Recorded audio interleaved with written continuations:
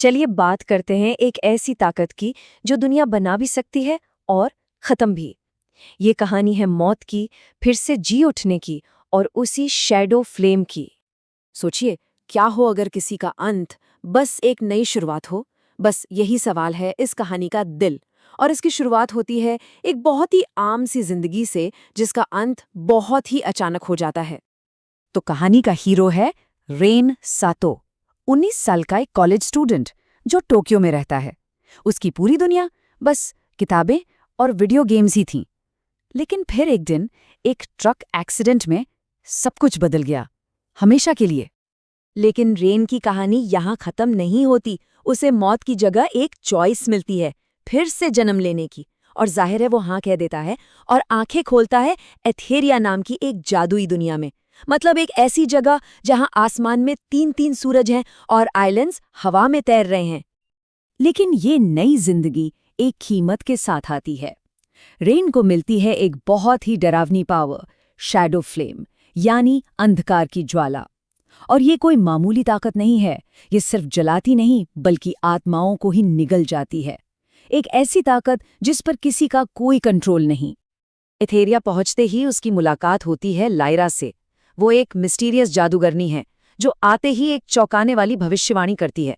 वो कहती है, जिस दिन शैडो फ्लेम जागेगी उसी दिन देवताओं का अंत होगा।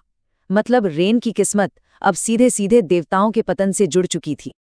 तो अब अपनी इस नई खतरनाक पावर को समझने और कंट्रोल करने के लिए रेन एथेरिया की मैजिक एकेडमी में एडमिशन लेता है। और यहीं उसे अपनी जिंदगी के पहले सच्चे दोस्त मिलते हैं। काय, जो रोशनी का तलवारबाज है, एरिया, जो एक आधी ड्रैगन है, और खुद लायरा भी। लेकिन ये शांति ज्यादा दिन तक नहीं चली, क्योंकि देवताओं को, गॉड्स को, ये पता चल जाता है कि रेन कोई आम लड़का नहीं है, बल्कि वो उसी डार्क वॉरियर का पुनर्जन्म है जिसे उन्होंने 1000 साल पहले सील कर दिया था। अब वो वापस आ गया है। और बस देवताओं के सिपाही सेराफ नाइट्स हमला कर देते हैं। और इस बार रेन पीछे नहीं हटता। वो अपनी शैडो फ्लेम की पूरी ताकत डिचेन कर देता है और एक तरह से ऐलान कर देता है, अगर इस दुनिया के नियम मुझे शापित कहते हैं तो मैं इन नियमों को ही जलाकर राख कर दूंगा। ये सिर्फ देवताओं के खिलाफ जंग नहीं थी, ये इस दुनिया के सिस्टम के खिलाफ बगावत थी। अब कहानी में आता है सबसे बड़ा ट्विस्ट। एक ऐसा राज खुलने वाला है जो धोखे और प्यार की सारी परिभाषा ही बदल देगा।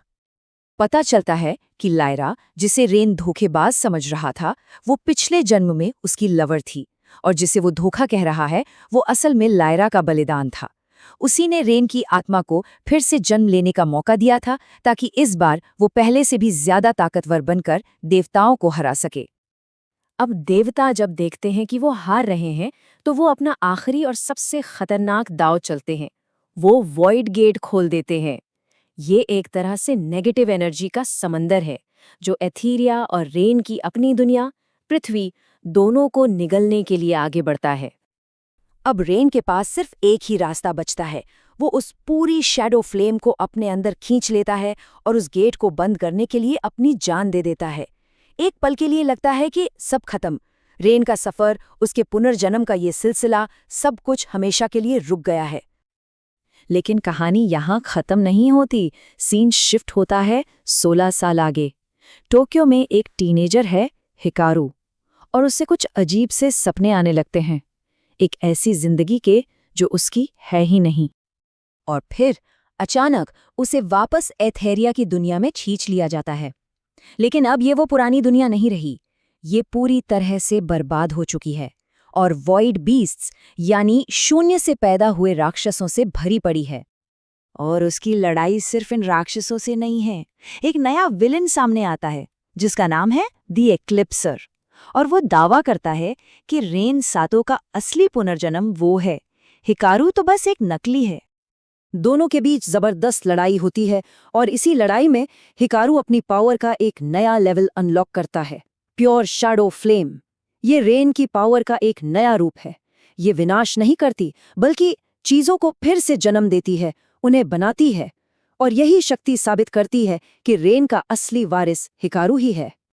लेकिन एक्लिप्सर को हराने के बाद एक और भी बड़ा राज सामने आता है, एक ऐसा सच जो देवताओं से भी कहीं बड़ा है। पता चलता है कि देवता इस यूनिवर्स के असली मालिक थे ही नहीं। इस पूरी दुनिया को, इस पूरे यूनिवर्स को एक जिंदा शक्ति ने बनाया है, जिसे द आर्किटेक्ट कहते हैं। और ये जो भी लड़ाई चल रही थी देवताओं की, रेन की, ये सब कुछ उसी आर्किटेक्ट के एक बड़े डिजाइन का हिस्सा था। देखिए, द आर्किटेक्ट ने दुनिया में बैलेंस बनाए रखने के लिए 2 बच्चों को बनाया। एक क्रिएशन यानी सृजन की शक्ति का प्रतीक, जो रेन और अभिकालू की लाइन है, और दूसरी डिस्ट्रक्शन यानी विनाश की शक्ति, जो नायरा नाम की एक लड़की की लाइन है। और इन दोनों का एक अंतहीन लड़ाई में टकराना ही इनकी किस्मत है। और यहीं आकर ये पूरी कहानी अपने असल मतलब पर पहुंचती है। ये लड़ाई कभी जीतने या हारने के लिए थी ही नहीं, ये तो सिर्फ बैलेंस बनाए रखने का एक तरीका है। तो कहानी का अंत किसी की जीत के साथ नहीं होता, बल्कि समझ के साथ होता है कि ये जो साइकिल है, विनाश और फिर से निर्माण का, ये अनंत है। ये हमेशा हमेशा चलता रहेगा, क्योंकि हर अंत बस एक नई शुरुआत ही तो है। नाम बदलते रहेंगे, कभी रेन, कभी हिकारू, कभी कोई और, लेकिन वो जो फ्लेम है, वो ज्वाला है, वो कभी नहीं बुझेगी।